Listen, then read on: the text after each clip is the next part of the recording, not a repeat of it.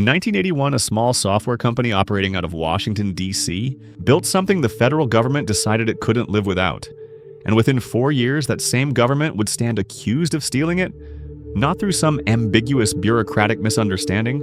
but through a sequence of deliberate decisions that 2 federal courts would eventually describe in terms that go well beyond ordinary negligence, setting in motion a legal and political controversy that would consume the better part of 3 decades and touch on some of the most sensitive questions a democratic government can face about what it owes the people it contracts with, and what limits, if any, constrain its behavior when it decides those obligations are inconvenient. This is the PROMIS scandal. Bill Hamilton was not a Silicon Valley entrepreneur. He was a former NSA analyst who had spent years watching law enforcement agencies drown in incompatible records and case files that could never communicate with each other, watching prosecutors lose track of defendants across jurisdictions, watching the basic administrative machinery of the American justice system fail under the weight of its own fragmentation. And his instinct, shaped by years inside the intelligence community, was organizational rather than commercial.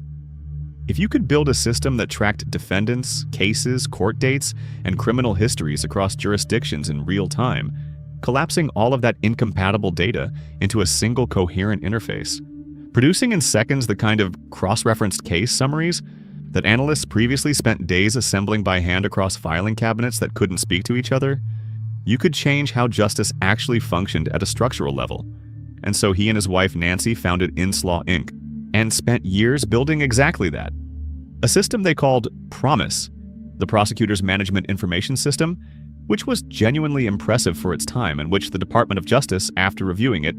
decided to license under a contract worth roughly $10 million, taking delivery,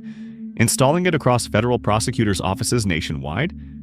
and then, at some point, that the Hamiltons would spend years trying to establish with precision in court, simply stopping payment. Civil Action Number 85-0070, Inslaw Incorporated, versus the United States Department of Justice, filed in 1985, was the result, and the Hamiltons claimed the DOJ owed them $1.6 million in unpaid installments and had additionally been using enhanced versions of the software. Versions Inslaw developed independently, on their own time and with their own resources, after the original contract was signed. Without authorization and without compensation, effectively treating proprietary enhancements as though the original agreement had transferred ownership of everything that followed from it, which it had not. And what followed from that filing was not a routine billing dispute, but something considerably more consequential because the bankruptcy court that first heard the case sided with Inslaw, with Judge George Basin finding that the DOJ had acted in a manner tantamount to fraud and awarding Inslaw nearly $7 million in damages. A ruling subsequently overturned not on the merits of the fraud finding, but on jurisdictional grounds, meaning that no court which examined the underlying conduct ever found the DOJ had acted properly. The case was dismissed on procedure, which is a different thing from being resolved, and the distinction matters. But here's what most people didn't realize at the time. The Hamiltons weren't simply claiming unpaid invoices. Their central allegation was that officials within the DOJ had deliberately arranged for PROMIS to be stolen, modified, and distributed to foreign intelligence agencies without authorization, with a hidden capability built into the code that would allow whoever controlled that capability to silently monitor the databases of any government running the software, turning a case management tool into something considerably more useful to an intelligence apparatus. And doing all of this under the cover of a contract dispute that looked, from the outside, like nothing more than a government agency failing to honor its invoices. Which is where the affidavit of Michael Riconosciuto becomes central to understanding why this case refused to stay. Confined to contract law because in 1991 Riconosciuto submitted a sworn statement to Congress describing himself as a contractor who had worked at the Cabazon Indian Reservation in California, and claiming he had been hired to modify PROMIS for use by intelligence agencies, and that the modification was not a minor update but a trapdoor, a hidden function embedded in the software's architecture that allowed a remote operator to silently query the host system's databases without any record of the intrusion appearing in the system logs. And the technical description he offered was specific enough that he wasn't describing a password left in the code, but rather an architecture in which the trapdoor could access a live database from an external point, while the host system registered nothing. Anomalous meaning any government running PROMIS would, in theory, have their records quietly available to whoever held that key. Riconosciuto filed this affidavit on a Sunday, and by Tuesday he had been arrested on federal drug charges. And he had, in the affidavit itself, predicted this would happen, writing that he had been warned directly that if he cooperated with Congress, he would face prosecution, and his credibility has always been contested because he had a complicated background and a documented history of embellishment. But his description of the trapdoor mechanism aligned with independent accounts from other sources, including references in congressional documents to classified material that was never publicly released,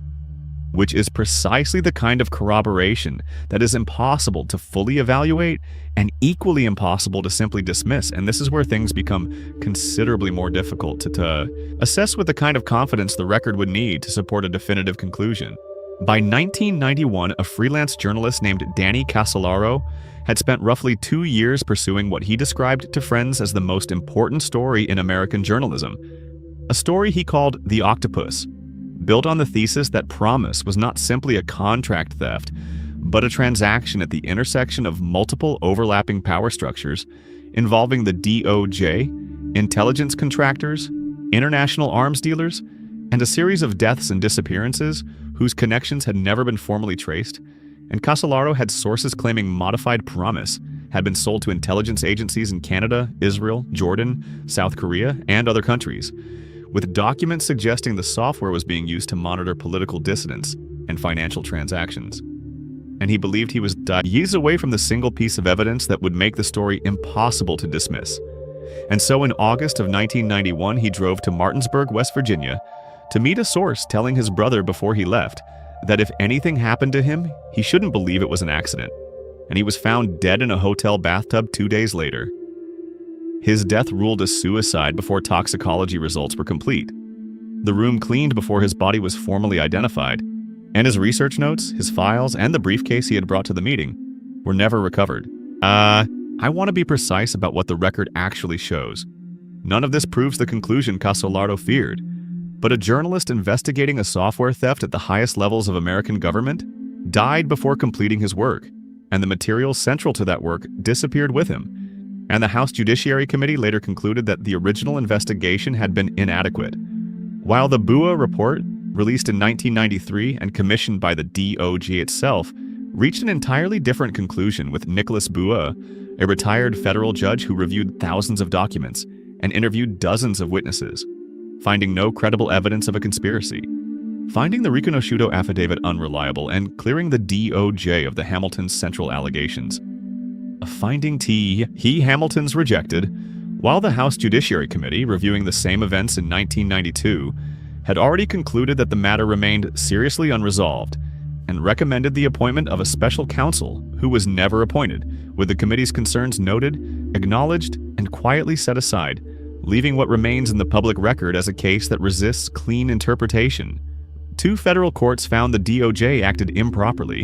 A DOJ commission review cleared the DOJ. A congressional committee said the underlying questions were never answered. The primary technical witness was convicted on separate charges, and the journalist closest to assembling the full picture died before publishing it. I find this case significant not primarily as a conspiracy, but as a structural problem. The Hamiltons built proprietary software, licensed it through proper legal channels, and when the government decided not to honor the terms, the legal system spent a decade failing to produce a resolution on the merits, and the question of where PROMIS went after the initial contract, what it became, and how many governments may have used a version containing the capability Riconosciuto described has never been answered through any public process, with former intelligence officials having made statements on the record suggesting modified versions were operational well into the late 1990s, and whether any architecture descended from PROMIS persists in current surveillance infrastructure is not something the available record can confirm, but the pattern this case established, where a government acquires software with capabilities extending beyond its stated purpose, where accountability encounters procedural obstacles, where the legal mechanisms designed to enforce that accountability stall on jurisdictional questions, and where the people who attempt to document what happened face consequences disproportionate to the threat they represent, is a pattern that did not end in 1997 when the Hamiltons finally exhausted their appeals. And in an era where software supply chains are now recognized as critical national security vulnerabilities, where the question of who actually controls proprietary code has become genuinely contested at the highest levels of government.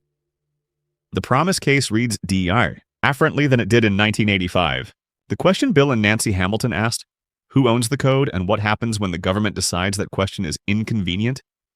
was never cleanly answered. It just keeps being asked under different names.